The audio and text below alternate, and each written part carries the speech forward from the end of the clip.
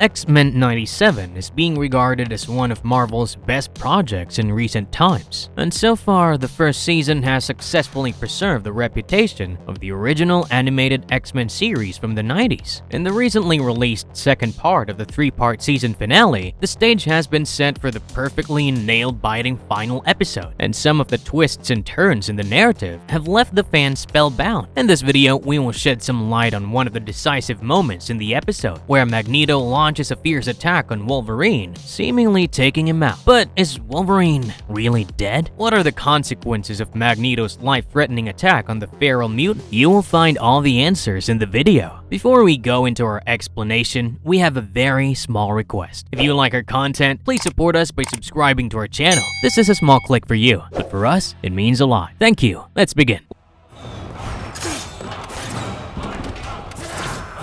What leads to the deadly confrontation between Magneto and Wolverine? Although X-Men 97 has received a more than warm welcome from the fans, one thing has been a concern: the portrayal of Wolverine, or rather the lack of action to justify the brute power of this important X-Men member. However, all such grievances have been put to rest, and we finally get to see Wolverine at the forefront. Previously, following the attack on Genosha, Magneto has lost all hope in reconciling with humanity, and the whole human-mutant coexistence theory of Professor Xavier is no more than a joke for him. After being released from Bastion's captivity by a guilt-ridden Dr. Cooper, Magneto launches a powerful electromagnetic pulse across the planet, which takes out the major infrastructures of the world besides killing thousands. Now, Professor Xavier is back, and he is leading his X-Men to one final mission in order to restore the chaos and crisis. He initially tries to reason with his old friend, but Magneto is adamant about his decision, and he even offers the X-Men the choice to stand by him in this war. Rogue and Sunspot leave the team and join Magneto in what seems to be like a mini Civil War moment for the X-Men. During Professor Xavier's final attack on Magneto, he leads the likes of Cyclops, Jubilee, and Wolverine to challenge the mighty Magneto. The plan is to hijack Magneto's powers to have a chance of reversing the damage done by him, and Wolverine leads the charge with a spirited attack on the Omega-level mutant.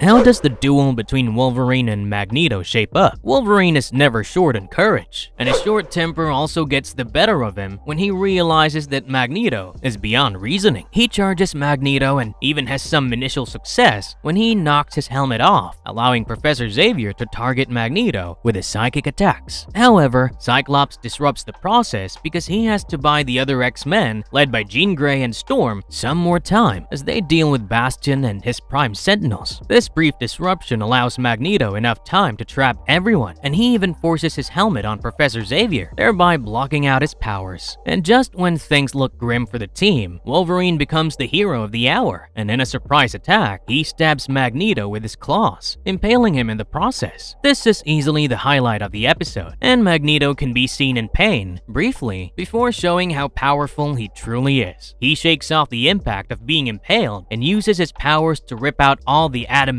in Wolverine's body. He turns the adamantium into liquid, and it streams out of Wolverine as the mutant can be seen screaming in pain. Everyone is shocked by the intensity of the attack, and Professor Xavier even pleads with Magneto to stop the fierce attack, but all his requests fall on deaf ears as Wolverine's ordeal continues. The episode ends with this dark twist, and the cliffhanger will only be resolved in the final episode of the season, which should give us a clear idea regarding the fate of Wolverine.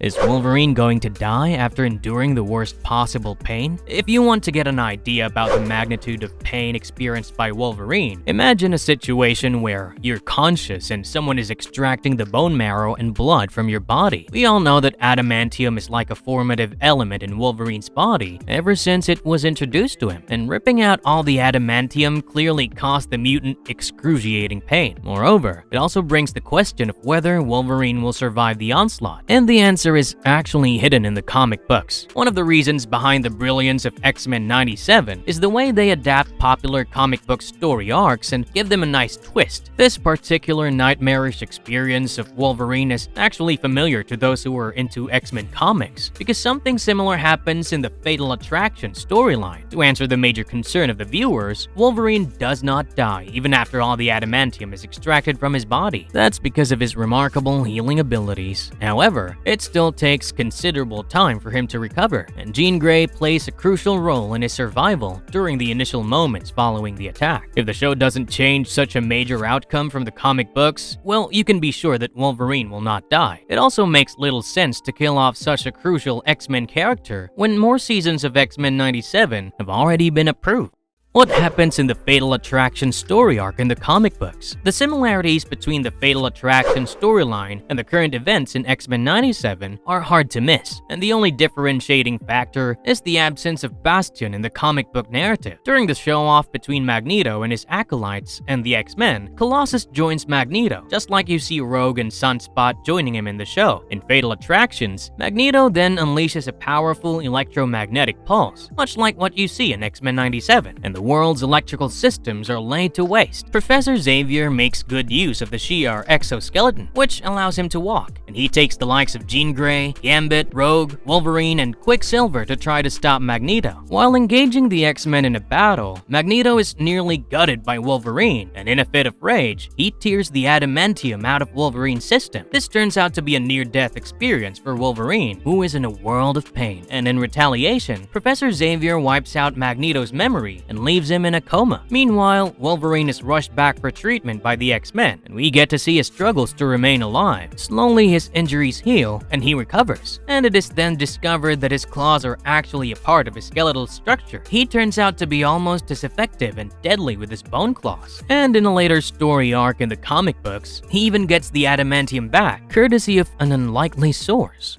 What is the aftermath of the attack by Magneto? How is Wolverine's adamantium restored in the comic books? After Magneto is mind-wiped by Professor Xavier, a new entity is created unknowingly, using Xavier and Magneto's consciousness. And this is none other than Onslaught. And there's a moment when Onslaught awakens within Professor Xavier and possesses his mind and body. The Avengers and the Fantastic Four help the X-Men to stop this deadly version of Charles Xavier. Also, Wolverine does finally get his revenge on Magneto after the latter takes over Genosha after recovering from Xavier's psychic attack. Magneto is left seriously injured during this attack by Wolverine, and the feral mutant even goes on to get the adamantium back in his system. After recovering from the initial near-death experience, Wolverine quits the X-Men and goes on a soul-searching journey, during which he encountered the likes of Deadpool and Sabretooth. Cable's son Genesis once tries to put the adamantium back into Wolverine's skeleton, but it doesn't work. Slowly, he changes into a more feral version of himself, with more hair, growing fingernails, and reddish eyes. However, he also learns to control his animalistic instincts and tendencies. Meanwhile, the rise of Apocalypse poses a unique opportunity before Wolverine, and he proves himself to be a worthy follower after being captured by Apocalypse. This familiar X-Men nemesis then restores Wolverine's adamantium and also turns him into one of his horsemen, Death. This only lasts for a while, but it does give Wolverine his usual adamantium structure back, and it has been in order since then.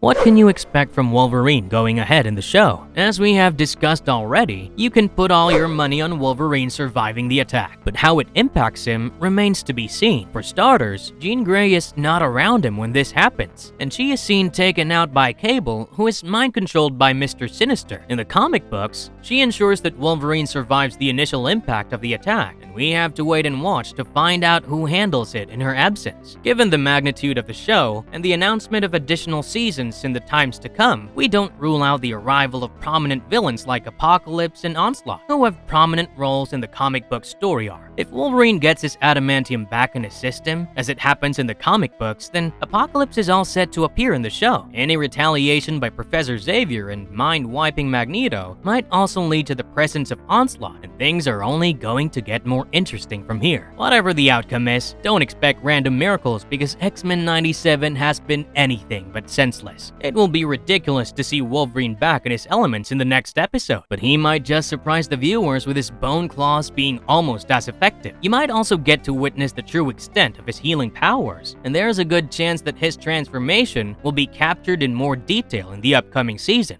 Marvelous verdict. Wolverine takes the center stage, better late than never. Nobody likes a show on the X-Men where Wolverine is just there to deliver a few snobby lines and a couple of jokes. He's one of the strongest and most charismatic X-Men members, and it is good to see him finally get his due recognition. He might not have emerged as the clear winner in his duel against Magneto, but he's clearly the only one who stands a chance against him at the moment. Besides, if the comic book narrative is adapted closely, you can be sure that Wolverine will be back with vengeance, and Magneto will be taught a lesson for his ruthless power display. We're happy that the narrative is a lot more focused on Wolverine right now, and given the circumstances, the stage is just right for the closure we deserve for the first season of this remarkable series. You surely cannot complain about the possibility laid out for the appearances of legendary X-Men villains like Apocalypse and Onslaught going ahead into the series. Don't forget to let us know in the comments below what you think about Wolverine's adamantium being ripped out, as it happens in this episode. Also, tell us what, according to you, will be the next phase for Wolverine in the narrative. And if you liked our content, don't forget to leave a like and subscribe to us if you haven't already. Have a good one and be safe. Thanks everyone.